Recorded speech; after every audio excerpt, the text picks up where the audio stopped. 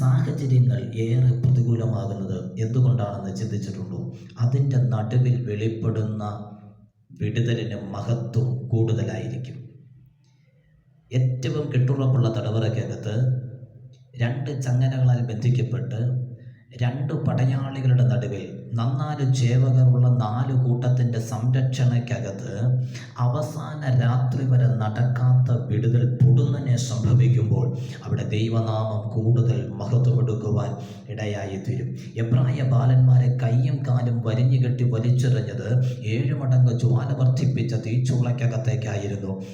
എന്നാൽ രാജാവ് നോക്കുമ്പോൾ കാണുന്നത് ആ തീച്ചൂളയ്ക്കകത്ത് അവർ കെട്ടഴിഞ്ഞ് നടക്കുന്നത് മാത്രമല്ല, 4മതൊരുവൻ അവരുടെ കൂടെ നടക്കുകയാണ്.